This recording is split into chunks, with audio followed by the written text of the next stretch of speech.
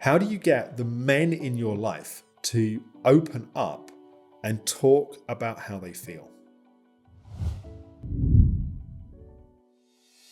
So before we get into the heart of this video, I want to just share a few statistics. 3 out of 4 suicides are men. Suicide is the 4th leading cause of death of young men. That's after road injury, tuberculosis, or death through fighting or through violence. Women are twice as likely as men to have therapy. And 80% of therapists are female.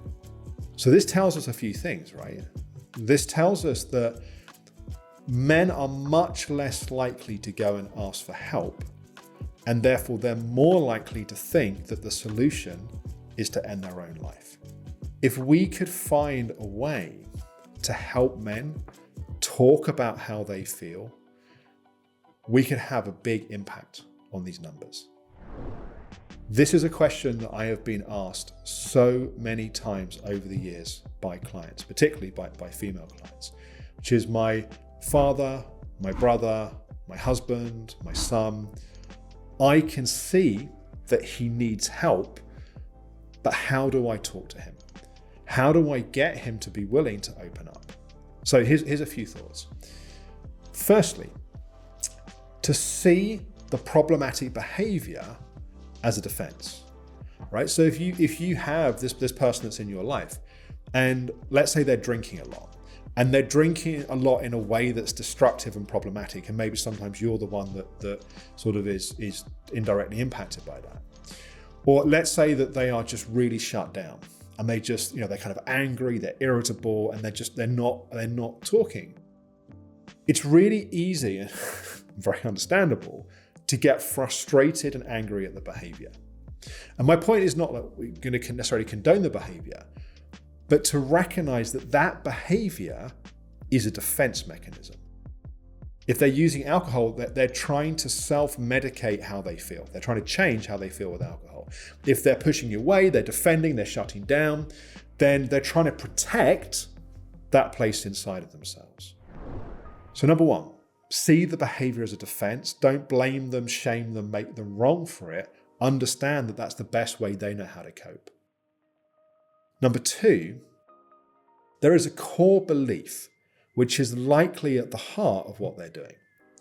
This core belief is that asking for help means you're weak. This is the reason why men don't ask for directions.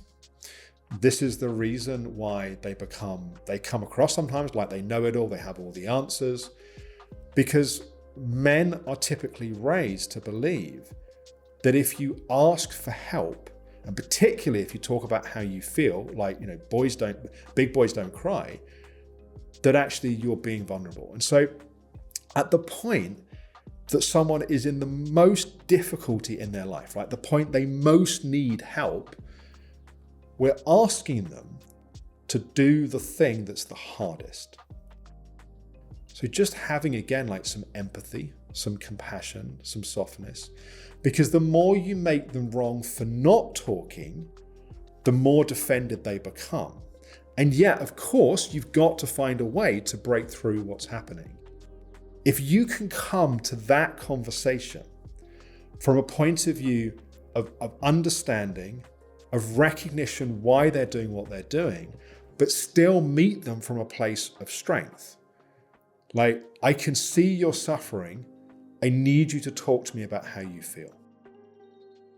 You can even, another way you can set this up is you can talk about the fact that it takes absolute courage to talk about how you feel. There are great examples in culture these days, right, of strong, powerful men that also are owning their vulnerabilities.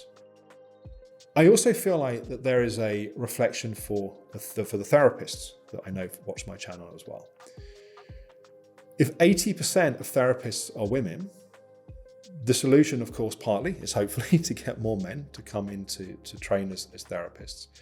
But also, how do we make the tone of therapy? How do we make the spaces in which we do therapy feel more like the natural habitat and the natural environment for men? I would love to hear in the comments below this video. What have you found has helped you get the men in your life to talk? And the men amongst you, what's helped you open up?